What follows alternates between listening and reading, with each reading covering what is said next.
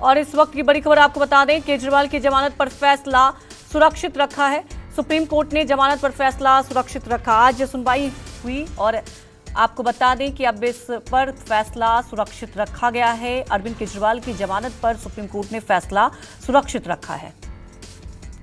तमाम जानकारी के साथ हमारे वरिष्ठ सहयोगी प्रभाकर मिश्रा लाइव जुड़ चुके हैं। प्रभाकर, अगले हफ्ते तक फैसला सुरक्षित रखा गया, जानना ये चाहेंगे क्या उम्मीद है, क्या लगता है अरविंद केजरीवाल को राहत मिल सकती है और आज क्या कुछ हुआ सुप्रीम कोर्ट में?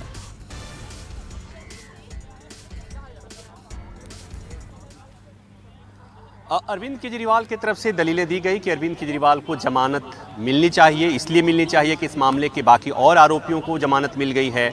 सुप्रीम कोर्ट में ही सुप्रीम कोर्ट के उन फैसलों का जिक्र किया गया, मसलन कि कविता के मामले में हो या मनीष सिसोदिया के मामले में, चूंकि इस मामले उसी मामले के आरोपी हैं, जब सुप्रीम कोर्ट ने कहा था कि बेल इज़ राइट और जेल इज एक्सेप्शन। दूसरा ये कि इस मामले में ट्रायल के निकट भविष्य में ट्रायल पूरा होने की संभावना नहीं है, और ये भी कि अरविंद केजरीवाल की अपनी सामाजिक प्रतिष्ठा है, मुख्यमंत्री हैं और उनसे सबूत से छेड़छाड़ करेंगे या उनका कोई जमानत पे आने के बाद उनके साथ कोई फ्लाइट रिस्क नहीं है, यानी वो देश छोड़ के भागने के वाली ऐसी कोई स्थिति नहीं है और इसलिए उन्हें जमानत मिलनी चाहिए। ये तमाम तरह की बातें, तमाम तरह की दलीलें दी गई अरविंद केजरीवाल के वकील की तरफ से। सीबीआई की तरफ से जो बात कही गई वो ये कही गई कि अरविंद केजरीवाल की जमानत याचिका सीधे सीधे हाईकोर्ट आ गई थी और उसके बाद अब सुप्रीम कोर्ट आई है और सुप्रीम कोर्ट को इस मामले में सुनवाई नहीं करनी चाहिए।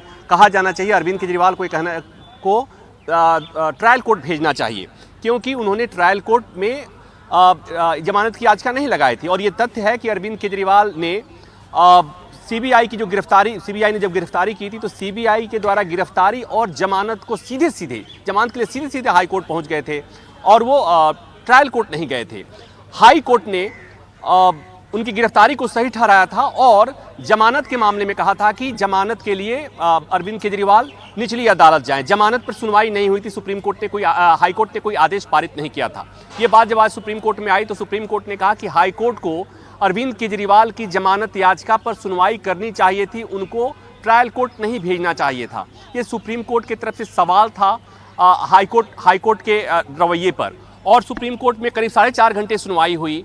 अरविंद केजरीवाल इस मामले में मुख्य साजिश करता हैं, उनको अगर छोड़ा जाता है तो क्या क्या दिक्कतें हो सकती हैं, केस कैसे प्रभावित हो सकता है, ये तमाम तरह की दलीलें सीबीआई की तरफ से दी गई।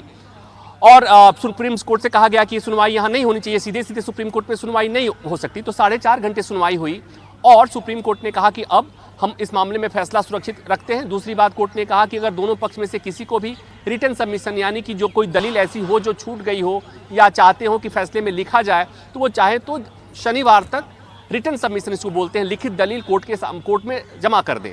तो मतलब ये कि शनिवार तक अगर रिटन सबमिशन दायर करना है तो अगले हफ्ते में ये उम्मीद की जा सकती है कि अरविंद केजरीवाल के मामले में जमानत पर फैसला आ जाए। लेकिन जो आपका सवाल था कि इसे क्या उम्मीद की जा सकती है, तो अरविंद केजरीवाल के मामले में वो सारे तथ्य रखे गए जो के कविता के मामले में थे, मनीष सिसोदिया के मामले में थे, कि और जो सुप्रीम कोर्ट ने बातें कही थी, और इसी आधार पर अरविंद केजरीवाल के मामले में भी जमानत की मांग की गई थी। तो अरविंद केजरीवाल की तरफ से और उनके लोगों की तरफ से, उनकी पार्टी की तरफ से उम्मीद होगी कि जैसे मनीष सिसोदिया को जमानत मिल गई थी, अरविंद केजरीवाल को भी जमानत मिल जाएगी।